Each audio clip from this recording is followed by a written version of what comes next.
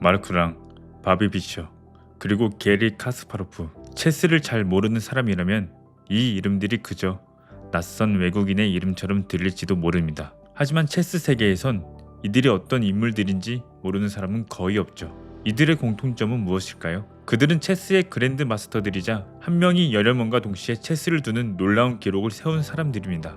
예를 들어 게리 카스파로프는 무려 30명의 플레이어와 동시에 대국을 했고, 바비 피셔는 50명과 대국을 했으며, 심지어 마르크랑은 눈을 가린 상태에서 34명의 상대와 체스를 둔 기록을 가지고 있습니다. 이쯤에서 이러한 생각이 들 겁니다. 이런 능력은 타고난 재능 덕분일까? 이것이 천재라는 개념과 무슨 관련이 있을까? 천재는 원래부터 특별한 존재로 선택받아서 태어나는 걸까? 많은 사람이 천재를 미지의 존재처럼 범접할 수 없는 세계에 사는 사람처럼 여깁니다. 마치 선택받은 소수에게만 주어진 선물처럼요.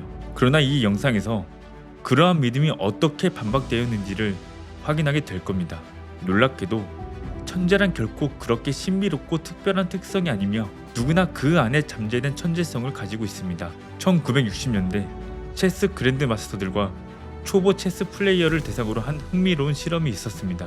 참가자들에게 체스판의 이미지를 몇 초 동안 보여주고 나서 그것을 최대한 정확하게 기억하며 재현하도록 한 거죠. 첫 번째로 보여준 것은 실제 체스 경기에서 나올 법한 현실적인 체스말 배치였습니다. 그 결과는 명확했어요. 그랜드 마스터들은 체스판의 체스말 위치를 거의 완벽하게 기억하고 재현했지만 초보자들은 체스말의 일부만 재현할 수 있었습니다. 하지만 실험은 여기서 끝나지 않았습니다.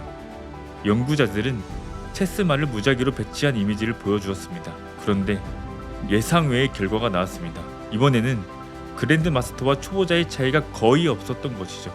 체스의 흐름과 패턴이 사라지자 그랜드 마스터들의 특별함도 함께 사라진 겁니다. 더 나아가서 체스판 대신 무작위 모양의 도형을 사용하자 그 차이는 더욱 좁혀졌습니다. 마지막으로 체스판도 없고 순수한 도형들만 재현하게 했을 때는 두 그룹 간의 차이가 완전히 사라져 버렸어요. 이 실험은 한 가지 중요한 사실을 보여줍니다. 그랜드 마스터가 천재처럼 보이는 이유는 그들이 가진 정신적 표상 때문이라는 거죠. 그들은 수년간 체스를 두며 축적한 경험을 바탕으로 체스판 위의 말들의 위치를 패턴으로 묶어 인식했던 겁니다. 체스말 하나하나를 기억하는 것이 아니라 체스의 규칙과 흐름에 따라 묶여진 청크를 기억하는 것이죠. 이 원리는 비단 체스에만 적용되지 않습니다. 그 이유는 무엇일까요? 천재성이 뇌의 청킹이라는 과정의 결과이기 때문입니다.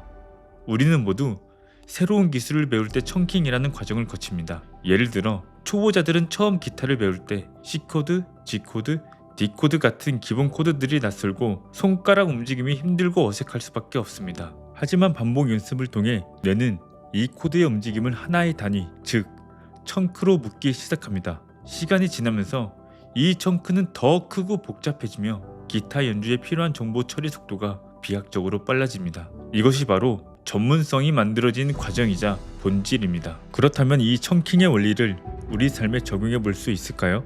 천재처럼 보이는 사람들처럼 원하는 기술을 마스터하기 위해 우리가 할 수 있는 일은 무엇일까요? 첫 번째는 배우고 싶은 기술을 가능한 한 작은 청크로 나누어 보는 겁니다. 농구 드리블을 배운다고 생각해보죠. 크로스오버, 비하인드 백 등 작은 동작들로 쪼개서 연습하는 겁니다. 각 청크에 집중하고 그 청크가 손에 익을 때까지 반복하는 거죠.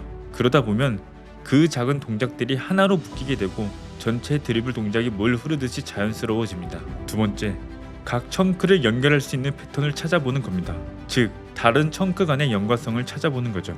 패턴을 발견하면 청크와 청크를 결합하는 과정이 빨라지고 학습 속도가 기하급수적으로 증가합니다. 세 번째, 피드백을 적극적으로 활용합니다.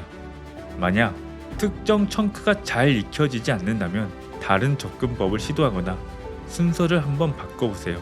대부분 이러한 청크들은 서로 연결되어 있기 때문에 하나의 청크를 익히면 다른 청크를 배우는 과정이 훨씬 수월해지는 경우가 많기 때문입니다.